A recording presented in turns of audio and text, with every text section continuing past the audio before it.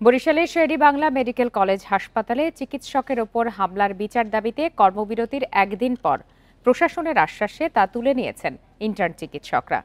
দুপুর ৩টার দিকে প্রশাসনের পক্ষ থেকে হামলার বিচার ও কর্মস্থলে নিরাপত্তা ব্যবস্থার আশ্বাস দেওয়া হয়। এর আগে সকাল থেকে হাসপাতালের সামনে মানববন্ধন করেন চিকিৎসক, নার্স ও কর্মচারীরা।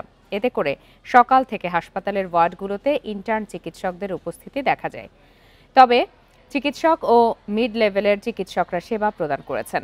গতকালকের দেয়া ৪৮ ঘন্টার মধ্যে দোষীদের গ্রেপ্তার করা না হলে কমপ্লিট শাটডাউনের হুঁশিয়ারি দেন তারা। গত রবিবার হাসপাতালের সামনে এক চিকিৎসককে লাঞ্ছিত করা হয়। এ সময় হাসপাতালের ২ জন আহত হন।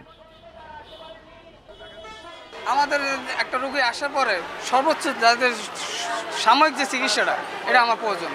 ডাক্তারের গায়ে যারা হাত দিছে বা মারামারি হয়েছে এটাও দুঃখজনক। কিন্তু এ বিষয়ে আরো বিস্তারিত জানাতে বরিশাল শের-ই-বাংলা মেডিকেল থেকে আমাদের সাথে যোগ দিয়েছেন সহকর্মী আল আমিন। আল আমিন, একটু জানাবেন যে কর্মবিরতি তো ঘোষণা করার একদিন পরই প্রত্যাহার করেছেন ইন্টার্ন চিকিৎসকরা, সেক্ষেত্রে হাসপাতালের সেবা কি স্বাভাবিক হয়েছে কিনা পুরোপুরি?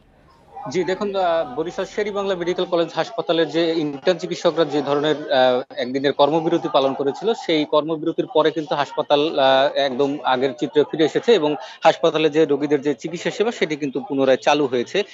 যেটি হচ্ছে যে বিকাল ৩টা নাগাদ শের-ই-বাংলা মেডিকেল কলেজ হাসপাতালের যারা ইন্টার্ন চিকিৎসক রয়েছে তারা কিন্তু আশ্বাসের ভিত্তিতে এবং যে হামলা হয়েছে সেই হামলাকারীদের গ্রেপ্তার করা হবে এমন আশ্বাসের ভিত্তিতে কিন্তু আসলে তারা তাদের যে কর্মবিরতি সেটি প্রত্যাহার করে নিয়েছেন এবং প্রত্যেকেই কিন্তু ওয়ার্ডে চলে গেছেন এবং তারা কিন্তু ইতিমধ্যে তাদের যে চিকিৎসা সেবা সেটি কিন্তু প্রদান করতে শুরু করেছেন। সবচেয়ে বড় একটি বিষয় হচ্ছে এই বরিশাল শের-ই-বাংলা মেডিকেল কলেজে প্রায় ১৫০-র অধিক কিন্তু ইন্টার্ন চিকিৎসক রয়েছেন যারা কিন্তু সকাল থেকে গভীর রাত পর্যন্ত রোগীদের সেবা দিয়ে থাকেন এবং তারাই কিন্তু তাদেরকে কিন্তু আসলে ইন্টার্ন চিকিৎসকদেরই হাসপাতালে প্রাণ বলা হয়। সেই ইন্টার্ন চিকিৎসকরাই কিন্তু আসলে এক চিকিৎসকের উপরে হামলা এবং হাসপাতালের কর্মচারীদের উপর হামলার ঘটনায় কিন্তু তারা কর্মবিরতির ডাক দেয় এবং তারা ২৪ ঘন্টার একটি আলটিমেটাম দিয়েছিল। যদি ২৪ ঘন্টার মধ্যে তাদের এই দাবি পূরণ না হয় সেক্ষেত্রে তারা বলেছিলেন যে তারা সব ধরনের যে কর্মকাণ্ডগুলো রয়েছে, যে জরুরি বিভাগের যে কাজগুলো রয়েছে সেগুলো থেকে তারা বিরত থাকবেন। তবে আজকে দুপুর ১২টা-১২:৩০ দিকে হাসপাতালের সর্বস্তরের